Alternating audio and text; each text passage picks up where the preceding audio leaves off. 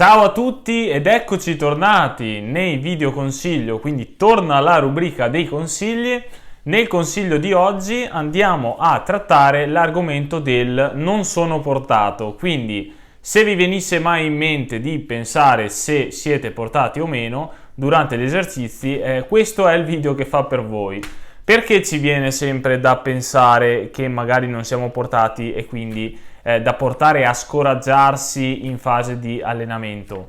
Accade per solo un motivo, diciamo. Il motivo principale è quello che si hanno troppe pretese. Si hanno davvero troppe aspettative. Purtroppo quando si va a imparare da bambini, i bambini sono anche molto incoscienti, quindi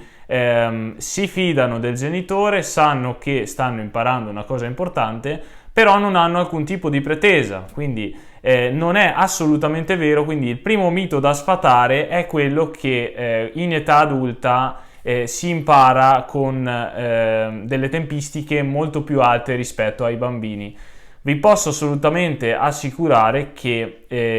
anche nella scuola di musica dove sono stato io, ma in tutte le scuole di musica, la stragrande maggioranza dei bambini, quindi l'80% dei bambini, comunque ci mette i suoi 3, 4, 5 anni per imparare a suonare qualsiasi tipo di strumento. Quindi per imparare intendiamo saper fare canzoni di media difficoltà come le canzoni popolari o comunque le canzoni del liscio per quanto riguarda la fisarmonica. Questo era il primo mito che volevo sfatare in assoluto, anche perché se ci mettiamo a suonare in età adulta che avessimo 30, 40 o 50 anni, anche 60 anni, se la passione c'è, il tempo si vuole dedicare e si ha soprattutto costanza di studiare, quindi bisogna avere anche la dedizione di mettersi a studiare. Se lo si prende come un progetto a lungo termine, quindi si vedono sempre i miglioramenti giorno per giorno, bisogna concentrarsi sui miglioramenti giorno per giorno, non bisogna pretendere di saper essere subito arrivati, tra parentesi, anche perché non si è mai arrivati, si può imparare benissimo a suonare questo strumento. Quindi voglio anche dire che tuttora ho più di un allievo che possiede anche, si trova a un'età superiore a 50 anni, che comunque dopo 2 o 3 anni di allenamenti è riuscito a ottenere dei buoni risultati. Un'altra cosa che volevo dire su questo tema, quindi del non sono portato, è quella che non bisogna pensare che ripetere un esercizio 3 o 4 volte sia una cosa cattiva o negativa. Assolutamente, io in prima persona mi ritrovo quando c'è un esercizio che voglio superare o che voglio portare su in velocità, o una canzone che mi piace tanto che voglio imparare a fare bene, io per primo la ripeto almeno 10 o 15 volte anche tutti i giorni, e questo succede perché bisogna ripetere il movimento, quindi la ripetizione del movimento è una cosa molto importante e necessaria. La noia, soprattutto negli esercizi, è fondamentale, bisogna saperla gestire. È normale che ci si annoi un po' mentre si fanno gli esercizi. Bisogna, come anche in palestra si aumenta il tipo o si cambia il tipo di peso o di durata o di serie di pesi, anche per fare una cosa come suonare uno strumento bisogna avere quel tipo di sforzo e ci vuole un certo sforzo, insomma, non si impara a suonare senza nessuno sforzo, ecco. Questa è una cosa importantissima. Quindi se durante i vostri allenamenti vi dovesse venire un pensiero anche più lontano del questo esercizio magari non lo saprò mai fare, oppure lo sto ripetendo troppe volte, non fa per me, dovete assolutamente accantonare subito il pensiero, quindi lasciare che vi arrivi nella testa e poi vi passi via come se niente fosse. Dovete soprattutto concentrarvi sul momento presente, quindi sul gesto tecnico che state effettuando con il vostro strumento. È una sorta di meditazione, soprattutto all'inizio, perché quando si fanno anche note molto lente è più una sorta di meditazione, quindi del pensare al qui ed ora, non trasportarsi né nel passato né nel futuro, quindi né nel ma se imparavo prima a suonare, né nel ma chissà quando imparerò a suonare. Bisogna assolutamente gustarsi il momento presente, insomma, il momento in cui si sta studiando l'esercizio. Altra cosa importantissima è non pretendere di saper subito suonare determinati tipi di canzoni. Se sentiamo un qualsiasi fisarmonicista su YouTube che suona come niente fosse Tutto Pepe o quali altre canzoni famose, Cesarina o comunque Porta Fortuna, tutte quelle canzoni anche molto veloci, credetemi che ci sono dietro anni di studi per saper fare quelle canzoni, ma davvero anni di studi. Voi le vedete lì così su YouTube perché ormai tutti i video di tutte le persone nel mondo sono accessibili facilmente con un telefono, però lì ci sono davvero anni di studi. Io stesso trovo fisarmonicisti magari molto più bravi di me, che quindi niente da dire, magari studiano anche ore e ore ogni giorno, e mi rendo conto che vedendo determinate canzoni super veloci o comunque interpretate molto molto bene, mi rendo conto anch'io che dietro ci sono davvero ore di studio, quindi mai pensare che un qualcuno sia un genio, quindi che studia anche 20 minuti forse al giorno e ti tira fuori magari la ciarda fatta ai 500 all'ora. È impossibile.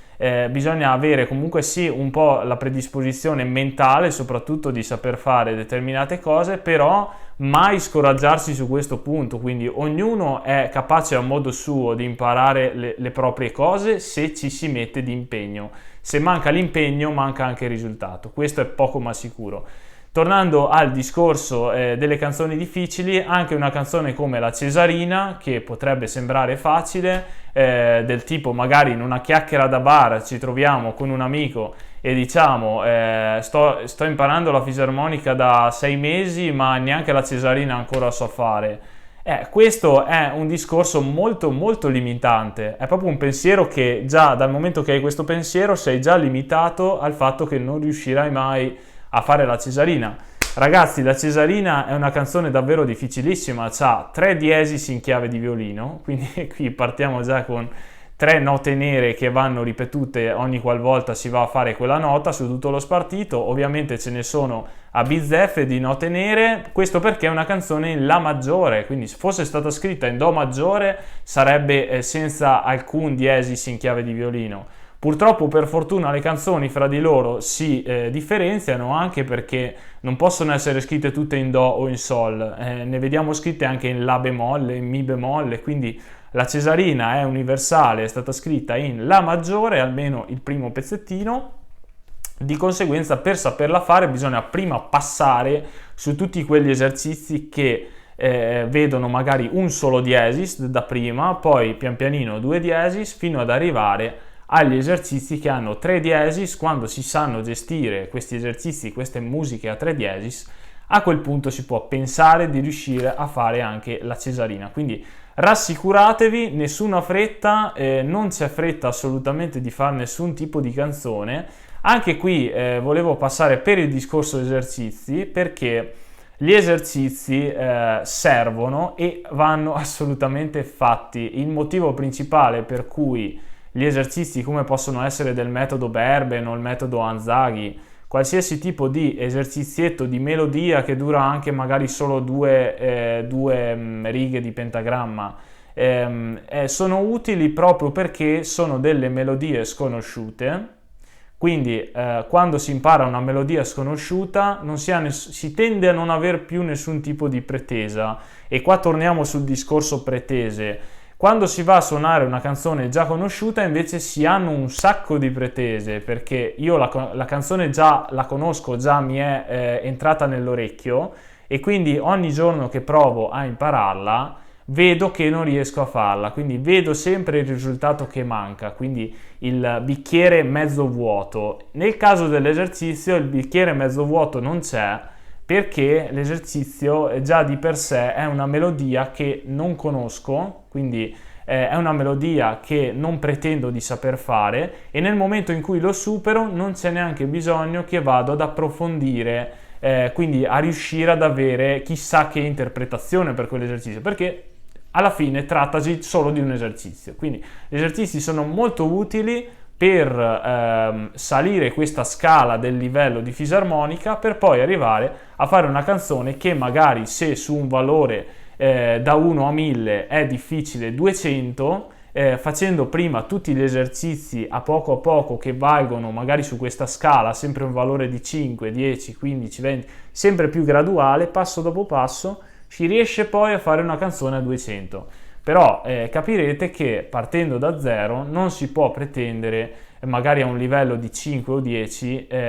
di mettersi a studiare subito una canzone che ha un livello di 200, perché per carità potremmo anche riuscire a imparare a farla, magari con molta fatica, però si saltano tutti i passaggi, quindi va a finire che riusciamo a fare la canzone, quella da 200, magari non la facciamo neanche bene, la facciamo in modo mediocre perché abbiamo voluto saltare tutto quello che ci stava in mezzo, e va a finire che poi non riusciamo neanche a impararne una da 50, proprio perché ci siamo troppo intestarditi, quindi fossilizzati sul fare quella da 200. Quindi molto importante il discorso esercizi, vanno fatti gli esercizi, va fatto un minimo di riscaldamento, anche 10 minuti prima di cominciare, preparare la mano alla sessione di allenamento è molto importante, ma soprattutto anche tenerla allenata su tutte le tecniche che ci possono essere, come gli studi di Hanon, le scale, gli arpeggi e via così. Chiudo questo video quindi dicendo che questo progetto musicale va visto proprio come un lungo progetto dove ci si gusta assolutamente il viaggio. Non c'è nessun obiettivo, magari ce ne sono molti di obiettivi, ma non c'è mai un punto di arrivo. Io stesso non sono arrivato, nessun fisarmonicista più bravo di me è ancora arrivato, proprio perché la chiave fondamentale è quella di gustarsi il viaggio, come quando si costruisce un castello di carte, che ci si concentra carta dopo carta per fare il castello, e quando c'è il castello finito ovviamente va a mancare l'obiettivo, perché finendo il castello non c'è più nulla da fare, quindi ci si rende conto che il bello è stato proprio mettere ogni singola carta giorno dopo giorno. Quindi avere passione con piccoli miglioramenti e un progetto lungimirante, quindi senza guardare subito al giorno dopo se quello che si sta facendo ha prodotto i suoi frutti. Siamo arrivati allora alla fine di questo video consiglio, ci vedremo a un prossimo video consiglio dove ho ancora molte idee di cosa consigliare per questo strumento, sia a livello motivazionale che a livello proprio pratico. Io allora vi saluto e ci vediamo in un altro dei miei video consigli.